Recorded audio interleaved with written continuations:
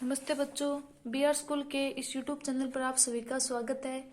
तो देखो, पिछली क्लास में हमने कुछ अस्थियों के बारे में पढ़ा था, यानी उनकी संधियों के बारे में पढ़ा था पिछली क्लास में। आज हम पढ़ेंगे कि कंकाल तंत्र क्या होता है, कंकाल तंत्र किस प्रकार से बना होता है। तो देखो, हम कैसे जानते हैं कि यह मानव कंकाल की आकृति है। हम शरीर के विभिन्न अस्थियों की आकृति के विषय में किस प्रकार जान पाते हैं। शरीर के कुछ अंगों में मौजूद अस्थियों और उनकी संख्या तथा आकृति के बारे में हमें तब पता चलता है जब हम उनका अनुभव करते हैं। यानी हमें हमारी अस्थियों के बारे में, उनकी संख्या के बारे में, उनकी आकृतियों के बारे में तब पता चलता है जब उनके बारे में हम थोड़ा बहुत जानते हैं या पहले से हमें अनुभव हो। एक्सरे चित्र से हम कुछ शरीर की सभी कठोर आकृतियों की तुलना का पता चलता है। देखो, नीचे आपको कंकाल तंत्र दिखा रखा है, मानव कंकाल तंत्र पूरा का पूरा। तो देखो, इसके बारे में हमें अलग अलग पार्टों के बारे में पढ़ना है। तो देखो, क्या कभी आपका अथवा आपके परिवार के किसी सदस्य का एक्सरे हुआ है? कई बार चोट लगने पर चिकित्सक एक्सरे करवाते हैं जिससे उन्हें अस्थियों की कोई संभावित क्षति के विषय में जानकारी प्राप्त होती है। यानी कई बार है वो, जब किसी भी कारण से हमें एक्सरे करवाना पड़ता है तो उस एक्सरे के अंदर पता चल जाता है कि वहां पे यानी अस्थियों में कहाँ पे क्षति हुई है, कहाँ पे हमें चोट पहुंची है। एक्सरे चित्र से हमें शरीर के अस्थियों की आकृति का पता चलता है और हमें हमारी अस्थियों की आकृति का पता चलता है। अपने हाथ के अग्र व ऊपरी भाग तथा पैर के निचले व ऊपरी भाग की अस्थियों का अनुभव कीजिए। प्रत्येक अंग की अस्थियों की संख्या का पता लगाइए और अपने घुटने व कोहनी की अस्थियों का ठीक इसी प्रकार अनुभव करें और एक्सरे चित्र से तुलना करें। प्रत्येक भाग में अस्थियों की संख्या को ज्ञात कीजिए। तो देखो, ये देखो ऊपर जैसे दिखा रखा है आपको, टखने व घुटने की संधियों के एक्सरे चित्र, टखने व घुटने की वो संधियों के एक्सरे चित्र आपको दिखा रखे हैं। ये देखो दोनों। अपनी अंगुलियों को मोड़िए तथा आप उन्हें प्रत्येक संधि स्थल पर मोड़ सकते हैं। क्या आप उन्हें प्रत्येक संधि स्थल पर मोड़ सकते हैं? आपकी मध्यमा में कितनी अस्थियां हैं? अपनी हथेली के पिछले भाग का स्पर्श करके अनुभव कीजिए। क्या इसके अनेक अस्थियां हैं? क्या आपकी कलाई लचीली है? यह अनेक छोटी छोटी अस्थियों से बनी है जिन्हें कार्पेल कहते हैं। यानी हमारी कलाई है वो अनेक छोटी छोटी अस्थियों से बनी है जो कि लचीली होती है, जिसे कार्पेल कहते हैं। यदि इसमें मात्र एक ही अस्थि होती है तो क्या यदि इसमें एक ही मात्र अस्थि होती है तो क्या होता?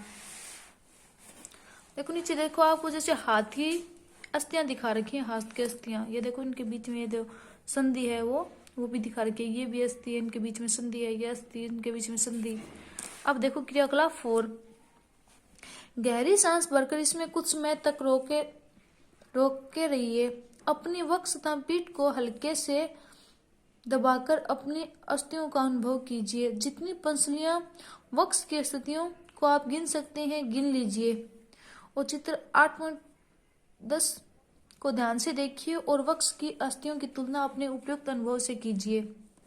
हम देखते हैं कि पंसलियां विशेष रूप से मुड़ी हुई हैं, यानी पंसलियां हमारी देखो इस प्रकार से वो मुड़ी हुई होती है। पंसली पिंजर जो आपको ऊपर दिखा रखा है, ये वक्ष की अस्थियां अस्थिता मेरुदंड से जुड़कर एक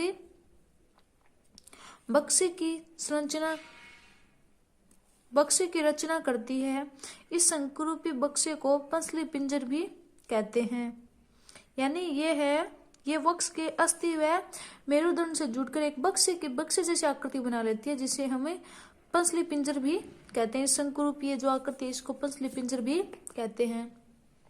वक्ष के दोनों तरफ 12 पंसलियां होती हैं। वक्ष के दोनों तरफ 12 पंसलियां होती है। हमारे शरीर के कुछ महत्वपूर्ण अंग इसमें सुरक्षित रहते हैं। हमारे शरीर के कई पार्ट इसके अंदर है वो सुरक्षित रहते हैं। अपने कुछ मित्रों को बिना घुटने मोड़े झुककर अपनी पांव की अंगुलियां छूने से कहिए, क्या यह चिकनी, समतल और अखंड है? अपनी अंगुलियों को अपने मित्र की गर्दन से प्रारंभ करके उसकी पीठ पर नीचे की ओर ले जाइए। क्या आपके द्वारा अनुभव की गई संरचना मेरुदंड है? देखो जैसे आपको इधर मेरुदंड दिखा रखा है ऐसी।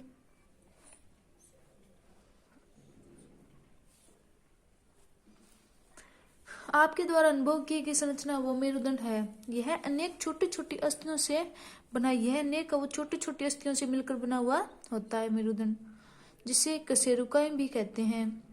मेरुदंड 33 कशेरुकाओं का होता है और मछली पिंजर भी वक्ष क्षेत्र के इन अस्थियों से जुड़ा हुआ होता है। यदि मेरुदंड एक ही अस्थि का बना होता तो क्या आपका मित्र इस यानी नीचे झुक सकता था? नहीं। अपने मित्र को खड़े होकर हाथों से किसी दीवार को धक्का लगाने के लिए कहिए। उससे कहिए कि वह अपने हाथों से दीवार पर धक्का लगाने का वो प्रयास करे। क्या आपको उसके कंधों के समीप 2 उभरी हुई अस्थियां दिखाई देती हैं? हाँ, दिखाई देती हैं। उन्हें कंधे की अस्थियां कहते हैं, उन्हें कंधे की अवस्थियां कहती है। जो 2 उभरी हुई आकृतियां होती है वो कंधे की अस्थियां होती हैं। देखो जैसे कंधे की अस्थियां आपको ये दिखा रखी हैं। चित्र 8.13 को ध्यानपूर्वक देखिए और यह संरचना श्रोणीय अस्थियां है और यह बॉक्स के समान एक ऐसी संरचना बनाती हैं जो आपके अमावस्या के नीचे पाए जाने वाले विभिन्न अंगों की रक्षा करता है और यह कुल्ले वाला एक हिस्सा जिसके सहारे आप बैठते हैं। ये रहा आपकी श्रोणीय अस्थि है। आपकी खोपड़ी अनेक अस्थियों के एक दूसरे से जुड़ने से बनती है। आपकी खोपड़ी अब अनेक अस्थियों से बनती है और यह हमारे शरीर के अति महत्वपूर्ण अंग मस्तिष्क को प्रबंध करके उसकी सुरक्षा करती है। हमने अपने कंकाल की बहुत सी अस्थियों का संधियों के बारे में चर्चा की।